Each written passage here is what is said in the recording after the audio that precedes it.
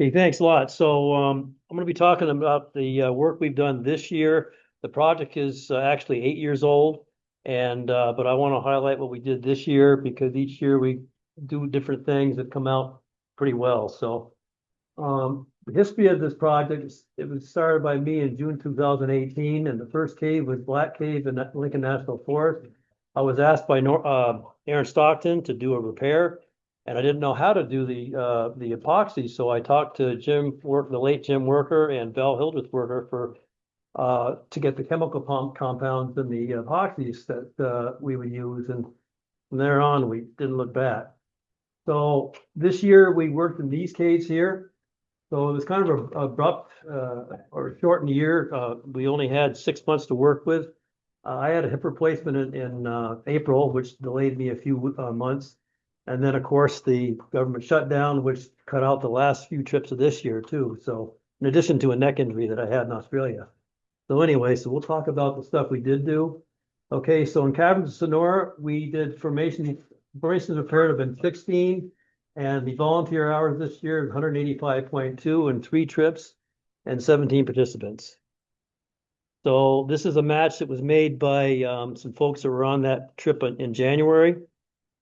And so these folks all learned how to do this on this particular trip. So they're making a stalactijack there, setting it up. Now, all our work, I want to emphasize this, is only done within about 10 feet of a known visitor trail. So we don't just go off and look in remote parts of areas. We do work near the trails. So therefore, it's been high impacted areas. So we're not damaging anything at that point. So we usually drill a hole and put in a stainless steel pin to reinforce it, especially if it's near a traveled area. And this is drilling into the ceiling to put the other end of the pin in. And so the stalactijack, this is Matt Taylor, who is 6'4", and you can see how tall it was right up there. And so this is how tall that stalactijack was. So it was right on the trail where they go through Caverns of Sonora. So it was a talking point for all the different trip leaders during that point. Here's another one that they found a match to that week. And so this was a little stretch too to go there. I had a video, but it didn't work. So I'm sorry I'll show that. But there's some pride in these efforts. And so this Matt Taylor and Tobin Taylor, I've taken over the Texas branch of the CFRP. So this is them doing some work in Caverns of Sonora. So I'm using some of their photos right here. You can see some of the matches that they actually made. And this is right near the visitor trail.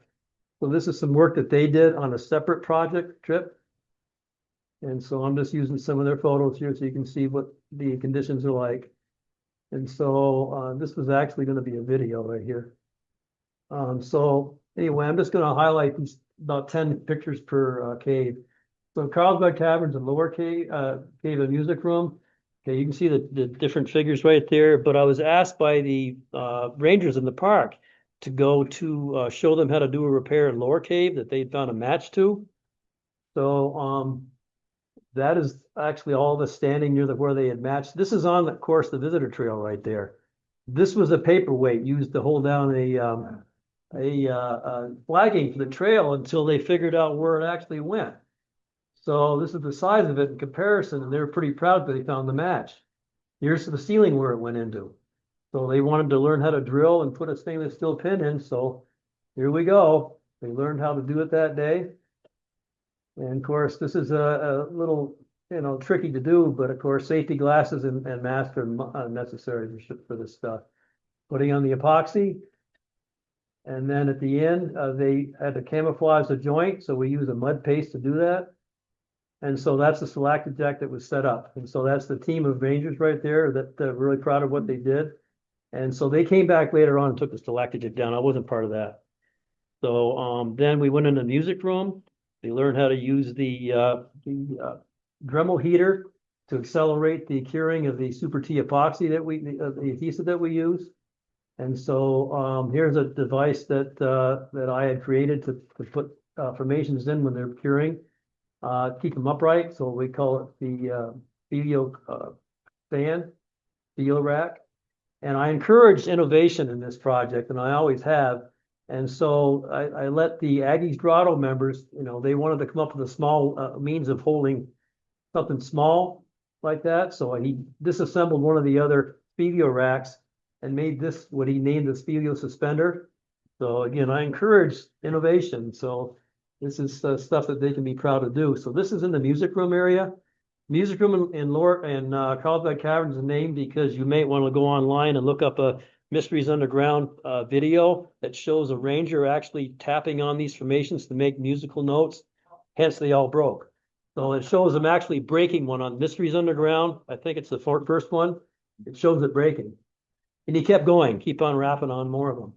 So we're repairing a lot of these formations in the music room here with stalactites and so forth. And you can see how we set up guy wires to keep them steady because they're so tall. And so here's another one. So this guy was again around 6'3", able to reach some of these spots that most of us couldn't even come near to. And so this I think is Kat Taylor right there. She had made a repair there with this. The Dremel heater is a very clever device that you can get online. It has Dremel, it's a Dremel brand, but it puts out butane heat and non-flame. And you just use that to accelerate around the super glue. And 15 seconds, you're done with, we repair helictites, soda straws, and everything with this. Really works well. And so there's a really reach for the tallest guy in the group. He was able to make that repair. And so you can see the different joints in this one. I mean, look at the joints. These are all. So we're going to come back and camouflage those with some mud paste. We got to find a light colored paste. Sometimes we use white drill dust to camouflage them, but we haven't done that at this point yet. So again, this is Liz Shelley doing a repair with a Dremel heater. And this is some of the larger ones. We have a Speleo clamp that I had actually invented to hold these in place to safely drill them. So you can see now this is better than somebody holding it in their hand, and it works quite well. So here's another stretch. So it's these were all knocked off by people wanting to make musical notes. And so this was a really challenging one. So the selected jackets you saw on those gold ones I made, they're spring loaded, so you can easily set them up and take them down. But this is called a Speleo cup. Yes. So we use rubber bands, some fencing wire to hold them in place sometimes. There's the joint. And so here's Jenna Crabtree from the Aggie Throttle. I went in some caves with me in March, and so finding matches is always a challenge for us. But sometimes they find the matches and see that was a really strange one that this jet was doing. And so again, matching everything is the tough part, but fixing them is the easy part. And so during the trip, we were going to Virgin Cave. Layla Borgens was with us. She was last year's recipient of the Stalactijack Award. So I was able to give it to her then. She is a nurse that actually works in Alaska most of the year and comes down here, of course, to do other projects. But really nice to be able to hand that to these folks. And so in Hidden Cave, so you can see how many we repaired this year. Well, how many trips? So this is Layla, the one you saw just getting the stalactite work, taking down the suspension devices we had set up in Hidden Cave for this big repair that was done the trip before. And so who do we have here? We got Jan. So she comes in once a year to work with us and has fun. That is the elephant's foot that Todd Roberts actually, it was a step in the floor for 50 years. He actually found that it matched right there. So we made the repair and named it after Jen. It was the elephant's foot, but we named it FOOTE, of course. And that was kind of fun. So here is Jen and Layla working together on a repair. And so here's Jen using the Dremel heater to use the Super T glue. It works really well, very quick repair. And so this is another Colorado caver that came in. He made like a couple dozen matches in the back of Hidden here. So he's using the heater. He actually carries his own Dremel heater now and super glue. So I encourage people to bring that because it's a very quick repair. Spider Cave. So this is one trip this past year. And so in this area, you might have heard about the one that we did a few years ago where I had to build a device called the Speleo crane. So that lifted this 55-pound formation into place safely. It was 8 feet in the air. So that's still hanging today. This is the Speleo cup. And that's after the Speleo cup was taken down. And so here's these folks working on another one in a very congested area. And that's the Speleological Cup holding it afterwards. So it's still like that today. We haven't gone back yet to take that down. Here's another extremely congested area where they found 3 soda straw matches. So this is Anna Celis from Mexico, who's actually translating my book into Spanish for distribution down there. And so they made several repairs here as well. And so they're quite happy with the repairs of the soda straws. So here's one that Joe Batusik found laying on the floor, and nobody has ever known where this went. Well, guess what? He found where it went. So he's drilling a hole in it for the stainless steel pin. Here's the base of it. Okay, nobody ever knew this before he matched it. So there's where it connects right there, right at that base. And so it was all actually a column when we get done. So it was really, that was an impressive repair. So it was really pretty cool to pull that off. So here's some more soda straws. You can see the Dremel heater in use. Okay, so they're pointing to repair. And so lake cave, so I was asked by the Aggie Grotto to take them in to the lake cave to do some work. And so I got special permission to have 10 people on that trip.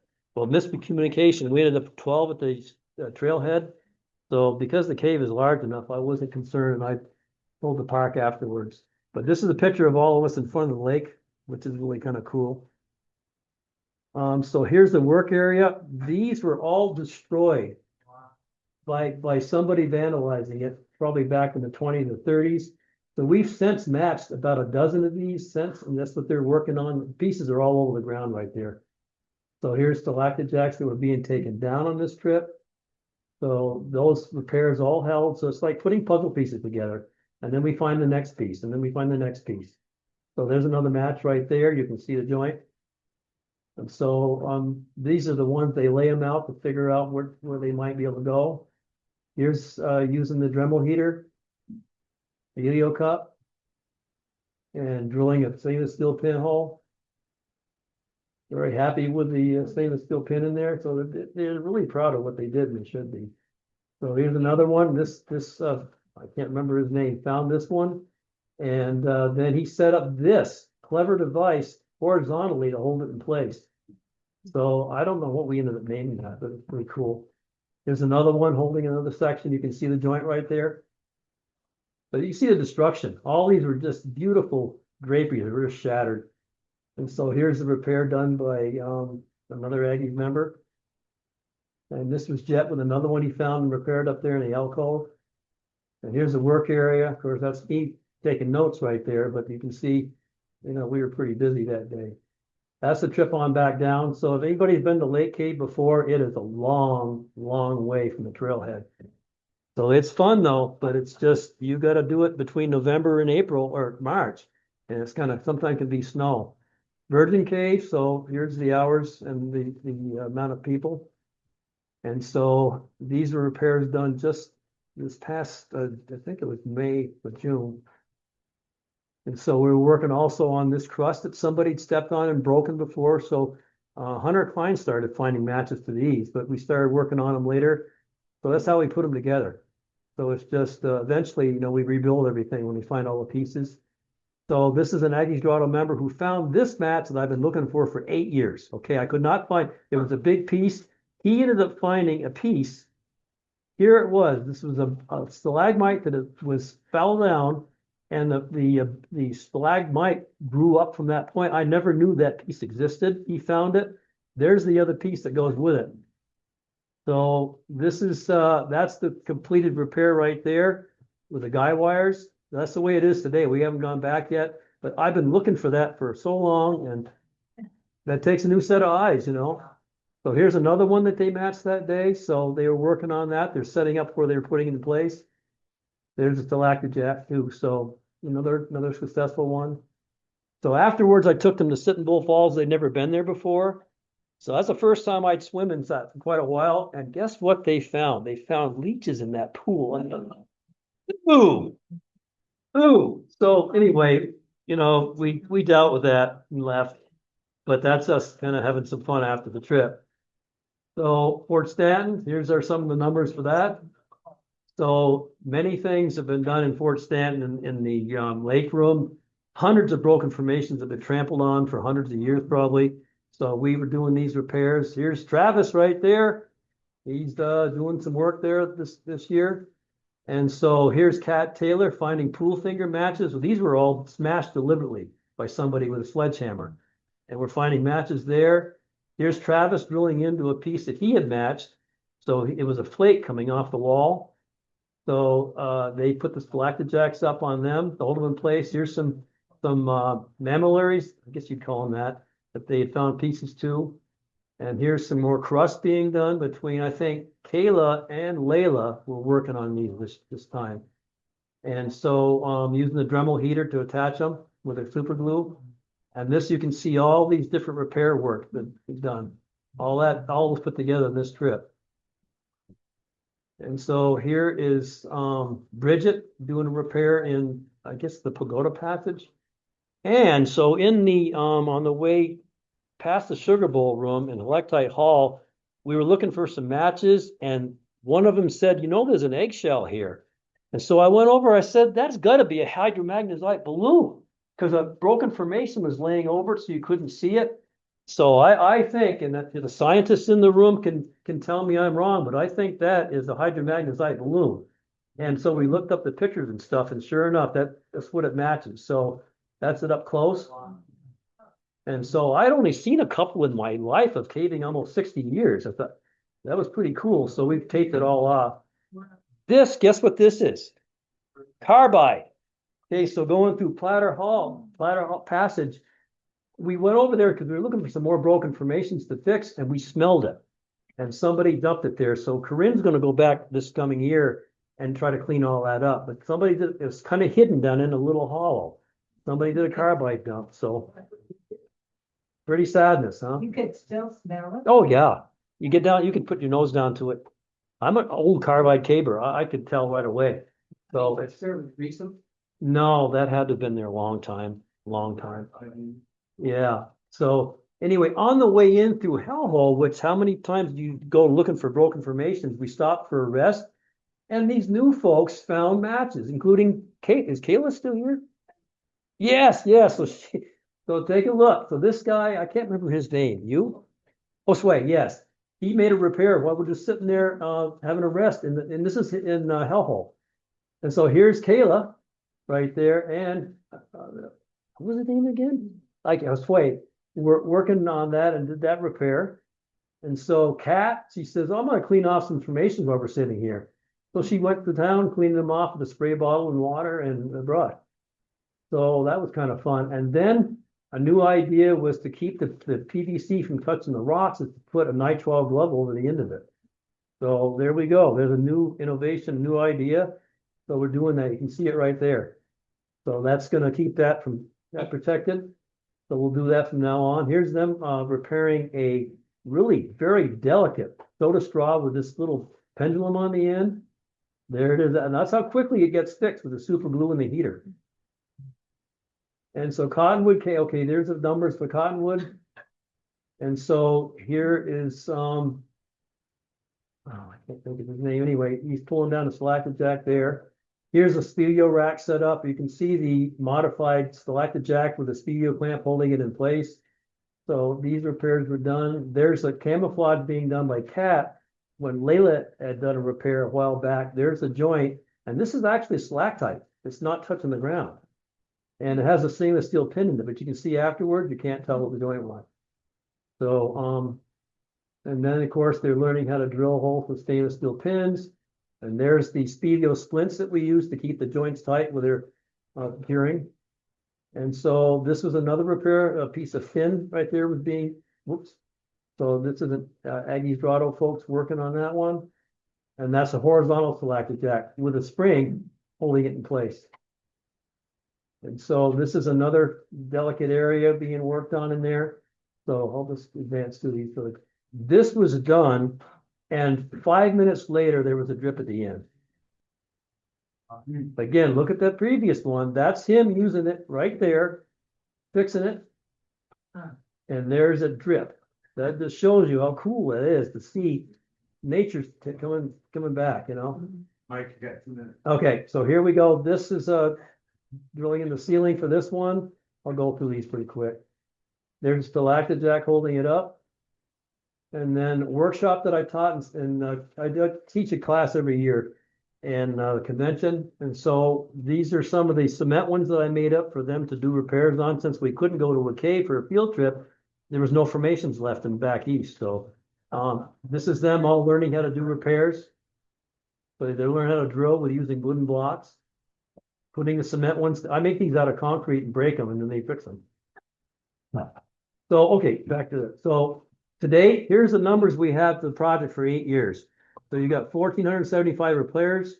We've done 172 trips, 6,006 volunteer hours, and total miles driven round trip by everybody, 429,836. And we keep track of that. I'm very careful on this stuff. So pretty good numbers. So these are the spin-off projects. Philippines just asked me a few months ago to if they could take and do a project there underneath the name of the CFRP, and I said absolutely.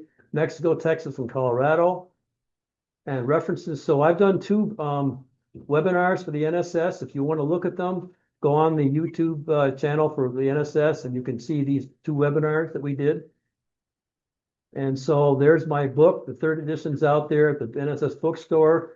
The Visitor Center, Carlsbad Cavern, the Speleo books, podcast by Mel Pelser. He did an interview on me a while back. And there's some articles. Beneath the Forest is a Forest Service publication. Queen's Chamber of Thousands of Pairs, NSS. And photo credits. I hope I got them all. But that's for this year. Questions? Made it. Thank you. No questions? You can get. Okay. So what's the next one? Is the next one me or is it? Okay, yeah, go ahead. Not a question, but a comment. Mike Lorimer, who old timers will remember, was an active caver back in the 70s in the southwestern region, was a summer hire ranger at Carlsbad Caverns. I think it was the summer of 75. And one of the things that he started was counting broken formation. Yeah, they're still doing that once a year, once every 10 years. He started that. He's the Mike Mike Lorimer. just passed away in October this year. I just wanted to let people know Mike started the counting of the broken formations in the cave in the summer of 75. That's a great comment, Steve, because I know that they use a different color every year to identify new breaks and stuff, and they go through the whole caverns and they can total up like 10,000 new breaks. And so I know that's several of our repairs have been done from things they found, but that's interesting. Thanks for that comment. Anybody else? Okay. Can I just make one comment? Yes. So I got a notice that evidently a pipe broke on the 3rd floor this morning. And that's what the flooding, for those of you who were there this morning, it's flooding in the far corner of that direction. And it also burned out the electrical